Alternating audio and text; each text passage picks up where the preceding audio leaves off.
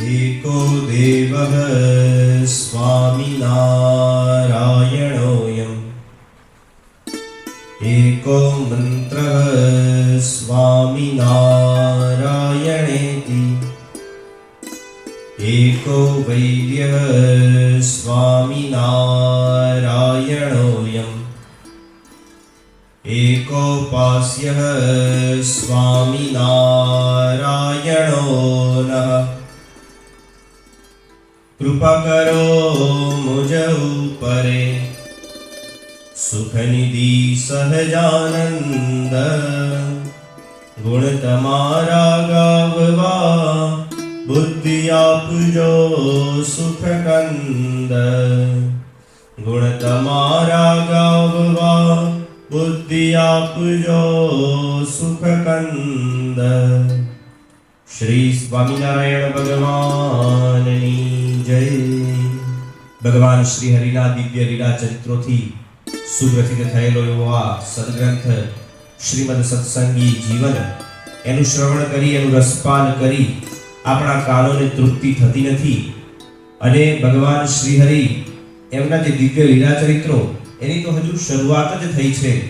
ભગવાન સ્વામિનારાયણ બાળ ઘનશ્યામના સ્વરૂપે હરિકૃષ્ણ મહારાજના સ્વરૂપે છપૈયાની અંદર પ્રગટ થયા છે।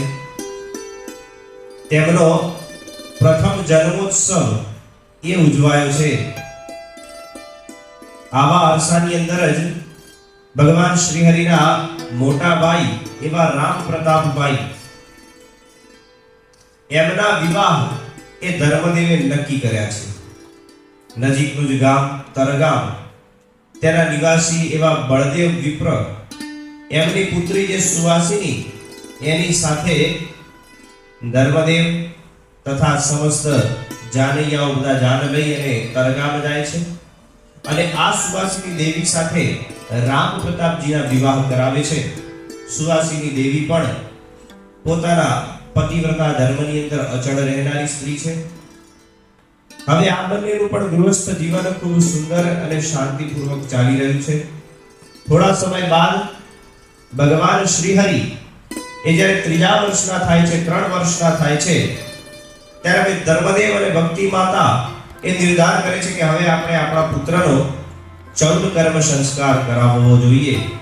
14 કર્મ એ કરાવવા માટે મુહૂર્ત નક્કી કરવામાં આવે છે અને સંવત 1839 જેઠ વદ અને પાંચમના દિવસે ભગવાન શ્રી હરિનો 14 કર્મ સંસ્કાર રાખવામાં આવે છે। ઘણા બધા અતિથિઓને તેડાવવામાં આવે છે, સગા વહાલા ઇત્યાદિ આવ્યા છે, ગામના લોકો આવ્યા છે।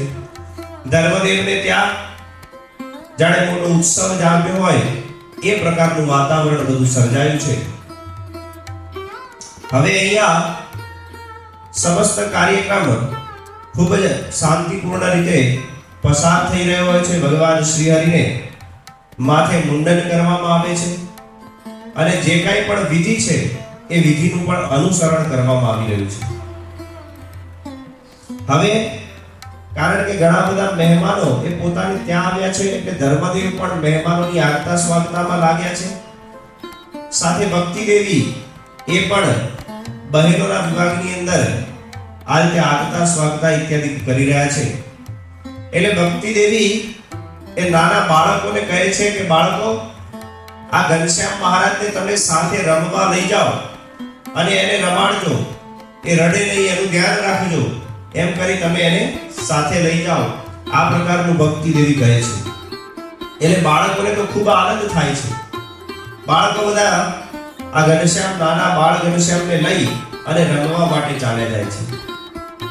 બાળકો રમતા રમતા ખૂબ ગેલા બન્યા અને સમીપમાં આવેલા ગામથી થોડેક દૂર એવા એક જંગલ જેવા વિસ્તારની અંદર આ બધા બાળકો પહોંચી જાય છે, જ્યાં મોટું આંબાવાડિયું છે। એવા સ્થાનની અંદર આવી અને આ બાળકો રમવા લાગે છે। રમતા રમતા ખૂબ સાંજનો સમય થવા આવ્યો તેમ છતાં આ લોકોને ભાન રહેતું નથી અને એવામાં અસુર રાજ, કારણ કે એ વખતે જે ઘણા બધા અસુરો પ્રવર્ત્યા હતા અને ભગવાન શ્રી હરિને મારી નાખવાની ચેષ્ટા કરતા હતા, એવા અસુરોનો ગુરુ અને સરદાર કહી શકાય એવો કાલિદત્ત એ કાલિદત્ત પણ બાળકનું વેશ લઈ આ બાળકોના વચ્ચે રમવા માટે આવી ગયો.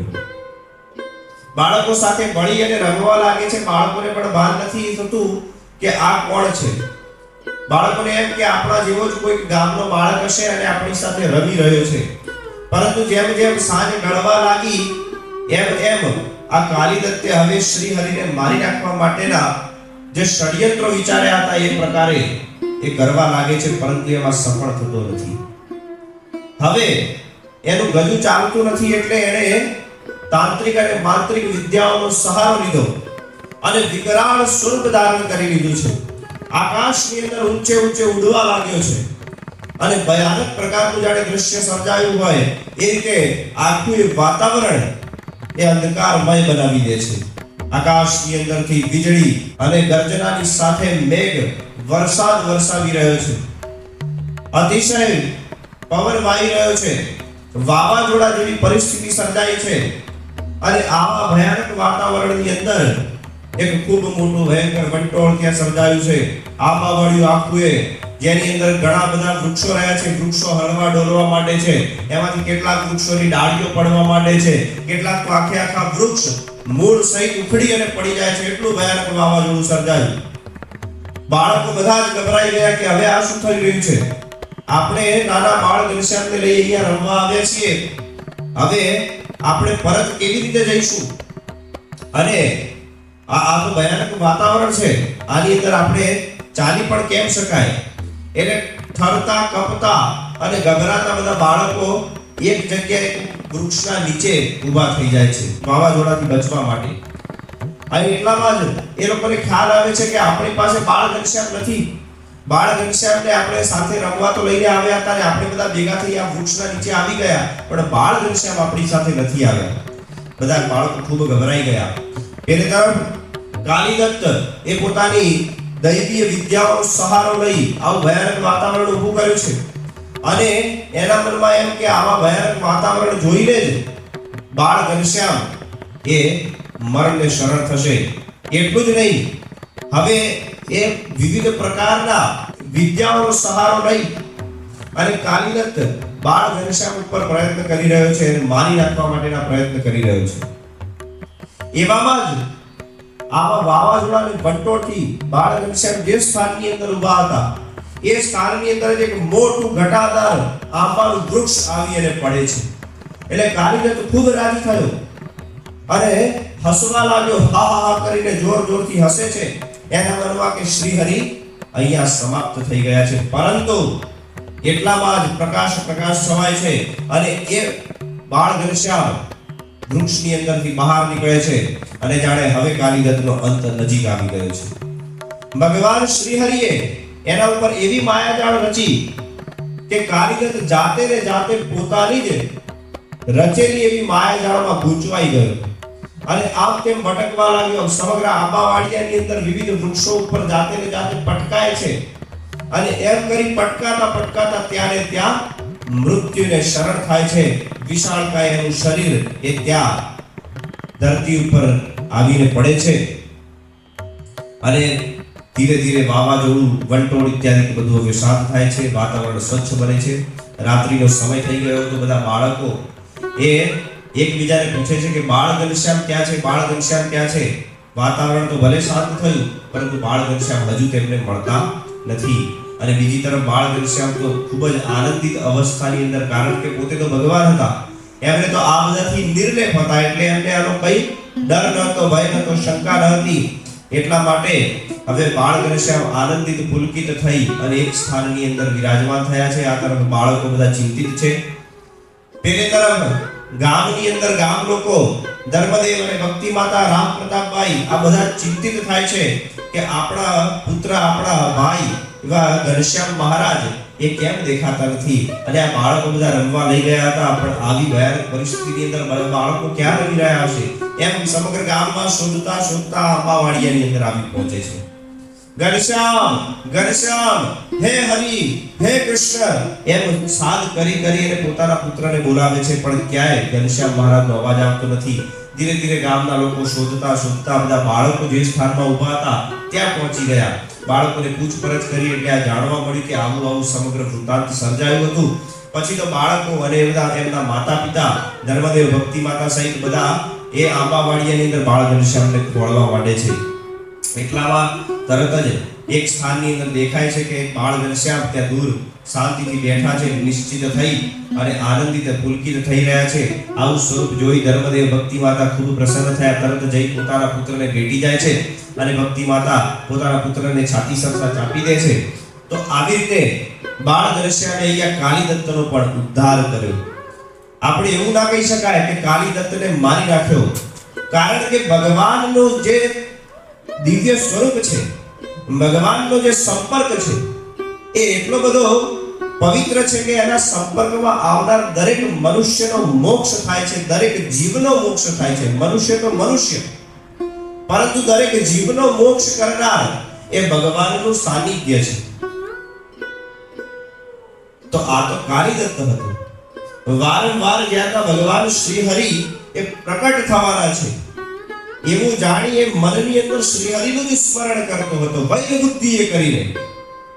વૈર બુદ્ધિથી પણ ભગવાનનું સ્મરણ કરતો હતો.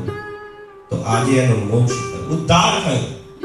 જેવી રીતે કંસ એ શ્રી કૃષ્ણનું સ્મરણ કરતો હતો વૈર બુદ્ધિથી કે શ્રી કૃષ્ણ આવશે હું એને મારી નાખીશ, શ્રી કૃષ્ણ આવશે હું એને મારી નાખીશ, તો કંસનો ઉદ્ધાર ભગવાને કર્યો.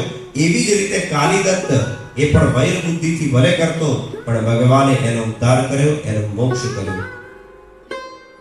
આવા દયાળુ શ્રી હરિ એ પોતાની બાળ લીલાઓને છપૈયાની અંદર વિસ્તારી રહ્યા છે. નાના મોટા પ્રસંગોએ આપણને વિવિધ પ્રકારના આનંદિત અને આહલાદિત કરી દેનારા બાળ ચરિત્રોના દર્શન થાય છે.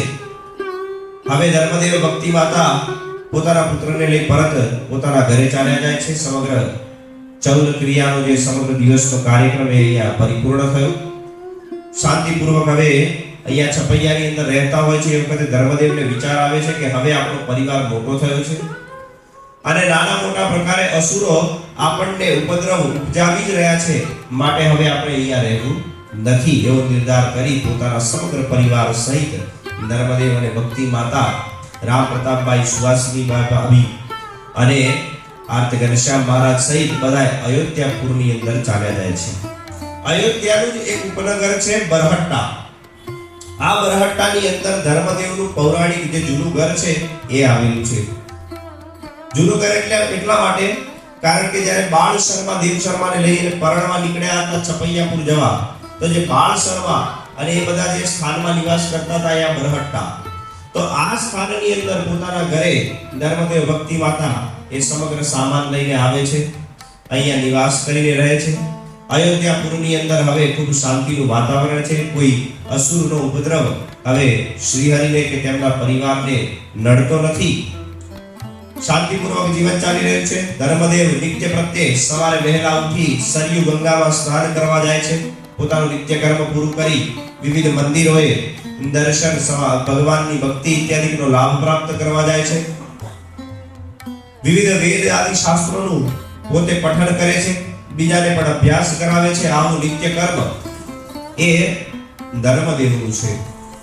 આ સગળુને જોઈ બાળ ઘનશ્યામને પણ પ્રેરણા મળે છે કે આપણે પણ પિતાજીના જેમ જ આ બધી ક્રિયાઓ કરવી. એટલે બાળ ઘનશ્યામ પણ પોતાના પિતાની સાથે વહેલી સવારે ઉઠી જાય, સરયુ ગંગામાં સ્નાન કરે અને પિતાની સાથે સાથે મંદિરે જઈ દર્શન કરે. આવું એમનું નિત્ય કર્મ બની ગયો હતો. સંતો, મોટા પુરુષો એટલા માટે જ કહેતા હોય છે કે પોતાના પુત્રને જેવા પ્રકારે આપણે બનાવવો હોય તો એ પ્રકારનું કર્મ પહેલા એના વડીલોએ કરવું જોઈએ. તો જ એ પુત્ર વડીલને જોઈ અને આ બધી શિક્ષા આપમેળે અંગીકાર કરશે. એમાં શંકાને સ્થાન નથી. બાળક, વિજ્ઞાન એવું માને છે કે બાળક જ્યારે માતાના ઉદરમાં હોય એ વખતે જ એનું 90% મગજ એનો વિકાસ પામી જાય છે. 90% જેટલું મગજ તો એ માત્ર એના માતાની ઉદરની અંદર જ વિકાસ પામી જાય છે અને જ્યારે બહાર આવે છે માતાના ઉદરમાંથી ત્યાર પછી સમગ્ર જીવન દરમિયાન ધીરે ધીરે બીજી બુદ્ધિનો વિકાસ થાય છે. પરંતુ જે સંસ્કારો પડવા જોઈએ, જે આંતરિક ગુણો સર્જાવા જોઈએ, એ બધા તો માતાના ઉદરથી જ સમજાતા હોય છે, ખૂબ બાળપણની અવસ્થાથી સમજાતા હોય છે. ભગવાન શ્રી હરિમાં આવા જ ગુણો એ પોતાના માતા અને પિતા તરફથી પ્રાપ્ત થયેલા. બાળ ઘનશ્યામ આ રીતે પોતાના પિતાની સાથે આનંદિત થઈ અને વિવિધ મંદિરોમાં દર્શન ઇત્યાદિ કરવા, લાભ પ્રાપ્ત કરવા જાય છે. સુખ શાંતિપૂર્વક પોતાનું જીવન પસાર થાય છે. એવામાં ભગવાન શ્રી હરિ જ્યારે 5 વર્ષના થયા ત્યારે આ બધું કર્મ પોતે જાતે એકલા કરતા થઈ ગયા.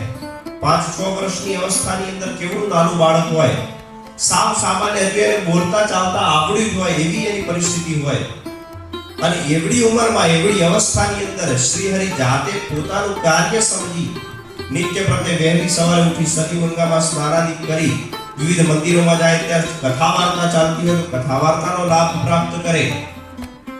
અને હવે તો પોતાના પિતા એવા ધર્મદેવે નક્કી કર્યું છે કે આપણે ઘનશ્યામને હવે વિદ્યારંભ કરાવી દેવો છે.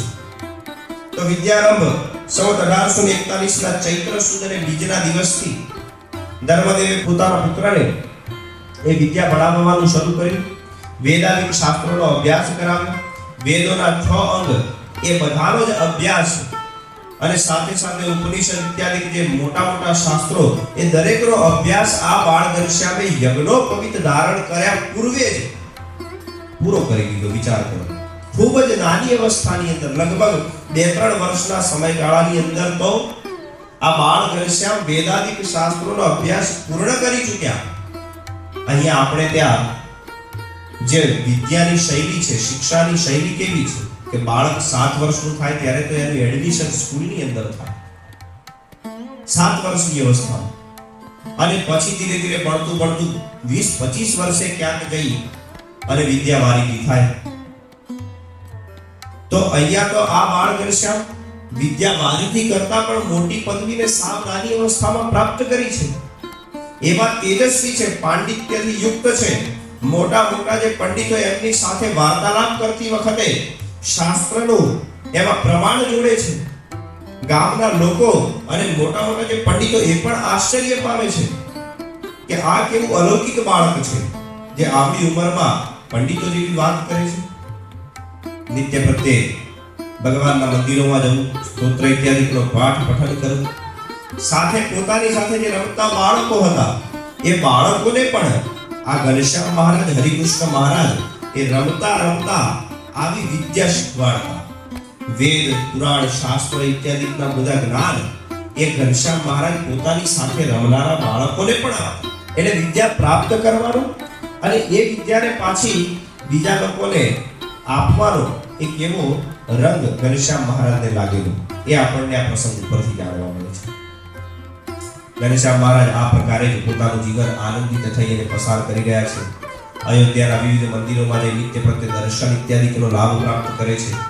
સગડું ખૂબ શાંતિપૂર્વક ચાલી રહ્યું છે. એવામાં જ હવે જો આ એ જગ્યા છે, આ એ સ્થાન છે, આ એ પ્રસંગ છે કે જેની અંદર હવે ઘનશ્યામ મહારાજ એક પ્રકારના નિર્ણય ઉપર આવે છે. અત્યાર સુધી ઘનશ્યામ મહારાજ બાળકોની સાથે રમતા, બાળ લીલાઓ કરતા, પરંતુ હવે બાળ ઘનશ્યામે મનની અંદર નક્કી કર્યું કે આપણે આ ઘરની અંદર રહેવું નથી, ઘરનો ત્યાગ કરીને ચાલ્યા જવું છે.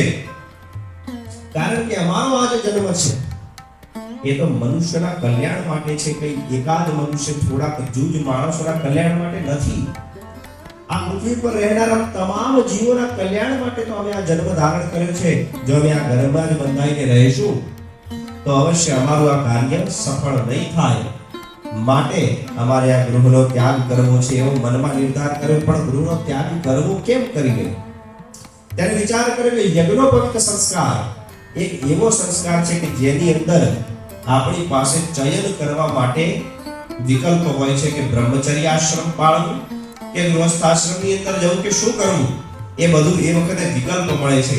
તો નિર્ધારિત કર્યું કે યજ્ઞોપવિત સંસ્કાર થાય એ વખતે આપણે ગૃહનો ત્યાગ કરવો. આવો મનમાં ખાલી વિચાર કર્યો છે. આગળના સત્રની અંદર આપણને જાણવા મળશે કે ભગવાન શ્રી હરિ કેવી રીતે ગૃહ ત્યાગ કરે છે, યજ્ઞોપવિત સંસ્કાર એમનો કેવી રીતે થાય છે. સાથે પોતાના નાના ભાઈ એવા ઈચ્છારામનો જન્મ પણ થવાનો છે. આ સગળી બાબતે આપણે વિસ્તારપૂર્વક જાણીશું કથાના આગલા સત્રની અંદર. ત્યાં સુધી સર્વેને જય સ્વામિનારાયણ. સ્વામી નારાયણ નારાયણ નારાયણ.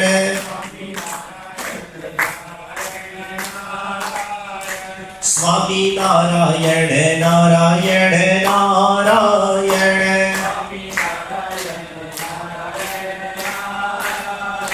સ્વામી નારાયણ સ્વામી નારાયણ. સ્વામી નારાયણ નારાયણ નારાયણ.